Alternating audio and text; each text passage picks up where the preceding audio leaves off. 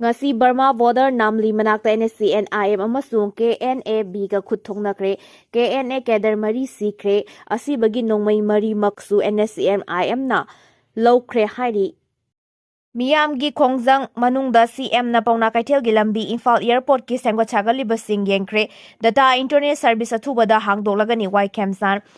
Bisnupur district ki Tronglaubi awang lekai da chahi yamna noriba machin maupwa bom pukhai handuna hatkiba aduga mihat adubu yaningdaba phongdokkuna khongjang changsinbada micham ahum CRPF na nongmaina kaptuna hatkiba thodokki mayokta miyamna kanba khongjang changsilingai gi chairakta pauna kaithelgi lambi samjiliba sing amasung Birtikendas International Airport ki nauna sagaliba terminal building CM Yumnam Khemchand yengsinkre pauna kaithelgi lambi amasung drain sembadu yengsinba khongsar aduda mari leinaba singda che minister na karamba matamda lambi asi semba loigadage haina yamna kanna hangki official sing aduna thuba matamda loisilagani hairaga tha masing adudi pankide adubu che minister na di miyam gi lambi chathokasing gi khudong sadaba asi matam kuina lehenba yaroi haina phongdokpaga loinana athubada thabak loisinana bakhanganki khongchar aduda paumi singna wahang amagi pau khumpiraduna chief minister na yamna Tentakna haiki irang na marang waraga hauzik thingjinduna thamliba data internet service athubada hangdoklagani hairamki Birtikendas International Airport jengshinbagi khongsat aduda Airport Authority of India AAI gi manager civil engineer Devi Prasad ji mona hauzik pakhaliba na terminal building sabagi thabak thauramasigi marik zumba paudam se minister da piki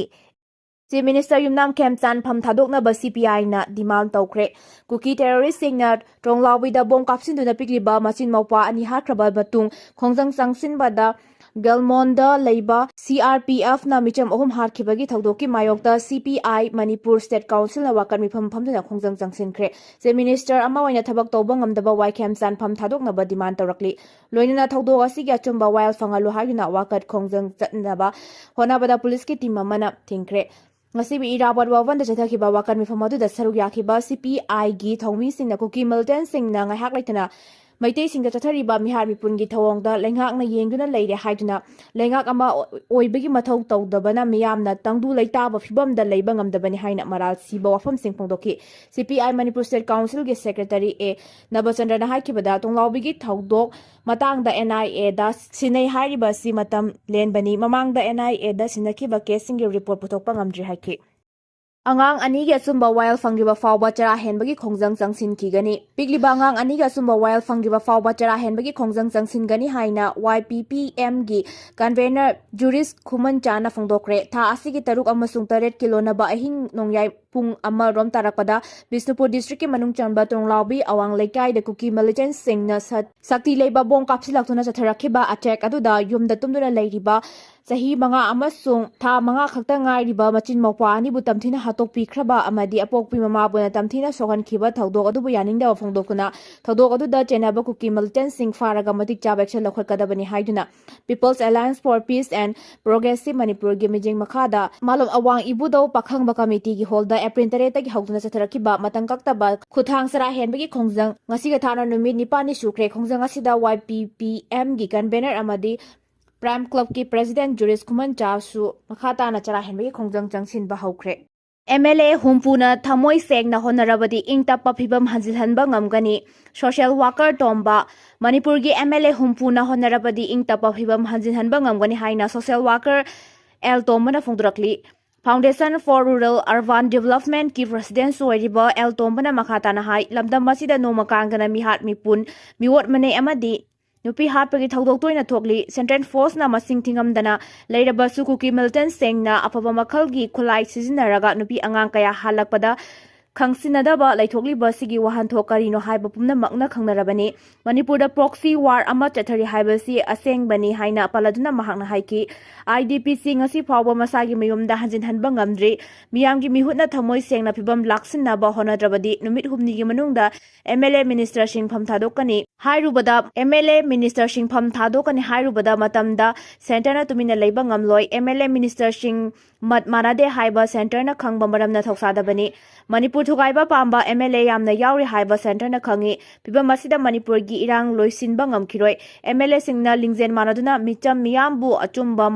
माइकैदा लमजिंगनबा होनफम थोई महाकना हाइखी मैतै सिंगना मरै बाकी दमकता थवाई कथोकपदा पामुबा लैते नोमगी सु नोमलगा हिंगजरिबा Mitcham मियामगी खल्लगा लुसिंगबा सिंगना मथौ ताबा थबक theorem सिंग पाइखतपम थोई बन जनरल स्ट्राइक न मियामदा पीरिबा चैथेंग asi कोहन्नबा लेंगाकना थौसिल अमा सेंबा मथौ ताई मणिपुर अंगांग अनि सिखिबगी वाथो करिगी तुमिना लैसिलिबनो मेहबूबा मुफ्ती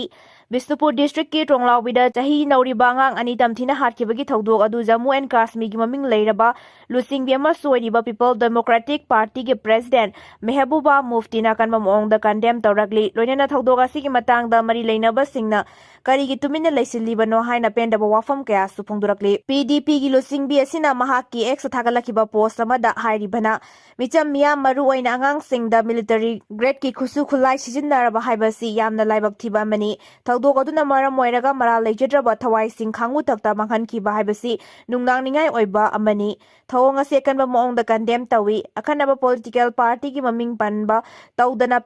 PDP की लुसिंगबा सिना मखाताना हाइखिबदा मणिपुर अंगांग अनि सिखिबा थौदोक असिगी मतंगदा तुमिना लैसिलिबा अमदी थौदोक असिगी मतंगदा पावर पाइरिबा सिंगना एक्शन अमता लौखत्तना लैरिबा असिसु ख्वाइदगी हेना लाइबक थिबनि हाइरकली इपुरोइबना लेबाग असिगी थौगाई पुरिङै इचा सिंग ngakpi सेनबिनबा कनासु लैरमद्रे ओइनाम बेनिता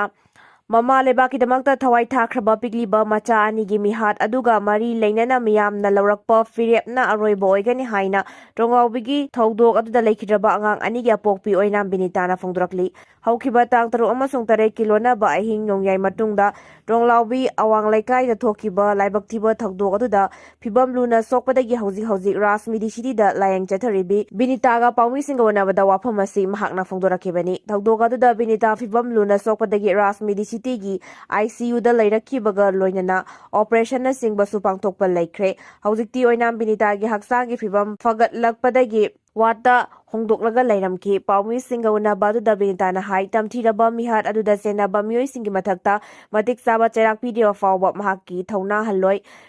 डिफेंस लैबा मपुरोइबना लेबाग असिगी थौगाई पुबा चख्रिङै मतमदा महाकी मचा सिंगाक पीनबा कनासु लैरमद्रे हाइना महाकना थमोइ सोकना फोंदोके महाकना मखाताना हाई सिक्योरिटी फोर्स के पर्सनल सिंगना ngakpi senbi हाइबगी वाखलोंदा युमदा मचा सिंगा लोइनना लैरखिबनी अदुबु तुमलिङैदा तमथिरबा थौदोक असि मचा अनि सेना हनख्रे सिक्योरिटी ना ngakliba मफम फावबदा मिसमगी थवाई मांगलबा असिनदी सिक्योरिटी फोर्स लैबगी वाहन थोकरिनो हाइना महाकना निंगमदना हलखि सिक्योरिटी फोर्स ना ngakpi senbiramद्रबदी ममा ओइबी सिंगना मचा सिंगबो अहिंग तुमदबा मखै संगना लैरम गदबनी हाइना पेंदा फोंदोकी लैंगाकना चपचाब एक्शन लौखत्रिबा फावबा मियामगा खोंजंग चंगसिनखिगनी कोकोमी ट्रोंगलाउबिगी थौदोकता चाही नौरिबा अंगांग अनि लैखिदबा अमसुंग मतुंग तारकपदा मियामगी हौदा CRPF ना नोंमै कापता मिचम अहुम सिखिबगी मतंगदा लैंगाकना चपचाब एक्शन लौखत्रिबा फावबा मियामगा लोइनना अकनबा खोंजंग चंगसिनखिगनी हाइना कोकोमीगी IPR सब कमिटीगी कन्वेनर PA Khemchand ना थादोरकपा चेरोल अमना फोंदुरकले चेरोल असिना हाई एप्रिल 3 अमसुंग 3 किलोनबा अहिंगदा टोंगलाउबी अवांग लैकाइदा कुकी नार्को टेररिस्टसिंगना साफु कल्लबा रॉकेट प्रोपेट ग्रेनेड IPG कापसिंदुना अंगांग अनि हाटकिबा थौंग असि मालेमदा मुक्ता थोकिद्रिबा ख्वाइदगी तमथिबा थौंगनी थौदोक अदुगा मरी लैनना खोइसाउनरबा मियामना मनाक नकपदा लैरिबा CRPF की कैंपता पेंडबगी खोंजंग चंगसिनबदा CRPF की पर्सनल सिंगना खुलाई पाइजदबा मिचम मियामदा नोंमै कापसिंदुना मियोइ अहुम हाटखि अमसुंग कया अमना असोक अपन्ना खनखि असिगुम्बा तमथिरबा मिहार असिगी मतंगदा president Droupadi Murmu prime minister Narendra Modi union home minister Amit Shah ना सिंगबना वहाई अमता फोंदोक्तना तुमिन्ना लैसिनबा हाइबसि मणिपुरगी मियामबु इंडियागे सिटीजन अमा ना उबा ngamde haiba mayak sengle marabaduna misi asigi matangda lengangna sabsaba action lawkhatriba fawba khongjang jangsinki gani hairi Women Reservation Amendment Bill da kanaba mijeng thamlaga April 13 tagi hauraga numit humni chupna Parliament ki special session pangthoknaba tharang lawkhatlingai gi cherakta Congress na all party meeting ama mangjongna na kauraga hiramasi gi matangda khanagadabani haina taksil lakre nakalamarom da BJP na line ahungi whip chalaiduna Lok Sabha amadi Rajya Sabhada leiriba party ki member khudingmak mifamda sungsoi soidana saruk yanaba khangankre. Rajya Sabhada opposition leader shoiriba Congress ke National President Malik Arjun Kharge na Prime Minister Narendra Modi da yiba cherola mathadna Parliament ki mifam haudringaida party pumnamaki mifam kobina bataksenki. State amadi Union Territory kharada pangthokliba Assembly ki Mikhail April 18 loigadabana Parliament ki mifam korokliba si matang sade haina sumahakna Fongdoki. Prime Minister da Thaba Khanaba Cherol Amana Kharge na haiki. April 13 na mifam pangthoktuna Parliamenta Nari Shakti Vandan Adhiniyam gi marumda khanagadori basi matang matam sade opposition ga mangjongna tanaramba tawguna Parliament ki mifam korakpana handaki matang asida opposition gi maikaidi gi cooperation piba warkani lebak ki mifam sinba thongna delimitation gi mari leinaba thabak thoram sing paikhatpa loidringaida Women Reservation Bill pass tawna Hotnarabadi maram sade khudakta political party apunbagi mifam kauguna hiramasigi matangda mamutana khanaba mathau tai haina mahakna fongdoki cheraksida BJP na line ahumgi whip chalaiduna Lok Sabha amadi Rajya Sabhada leiriba party asigi member pumnamak April 13 tagina 19 fawba mifamda sungsoi soidana saruk yagadabani haina khangankre. Union Minister amadi member khudima house ki mifamda saruk yagadabani kanagumba member amatada suti launabagi ayaba piroi hairi. Prime Minister Narendra Modi na political party singdagi bacherol amathaduna Women Reservation Bill pass tawbada Saugatpinaba khangankre. Nupida henba matik mayai pigadaba thaurang oigadabana amendment bill asida ruling amasong opposition haiba khaidina party khudingma punna support tawminasi hain appeal tawki. Iran gi hitangphamda jahaz athok kasin tawba US na thingjinkre numit 14 gi ceasefire lauthokna duna Islamabad ta US amasung Iran wari sanabada yanaba purakhidraba matungda Iran gi hitangpham singda makhl khudingmaki jahaz athok kasin tawba tinglagani haina lauthokre. US Central Command na lauthokibagi matung inna Arabian Gulf amasung Gulf of Oman yauna Iran gi hitangpham singda makhl khudingmaki jahaz athok kasin tawba tinglagani hairi. International Standard Times ta Ningthokaba numiki numidang pung 3:30 taba matamdagi athingba asi chanaba hauragani. Iran ga wari sanabada yanaba purakthre haina President Donald Trump na phongdokraba matungda US Central Command na jahaz athokasin tawba thingnabagi thaurang asi lauthokplakpani. Nakalani wari sanabada wafam ayamba yanaba puraklabasu nuclear program gi matangdadi yanaba ngamkide. Aduna maram oiraga Iran State of Hormuz makhatana thingjinaba firep laurakpaga loinana US nasu Iran gi hitangpham singda makhl khudingmaki jahaz sing jathokasin tawba tinglagani haina lauthokibani. Sangnai Rabi Saisakpi Asa Bosle Masagi Chahi Marfutarani Toy Subada Laikidre. Sangnai Rabi Saisakpi Asa Bosle Masagi Chahi Marfutarani Toy Shurakpada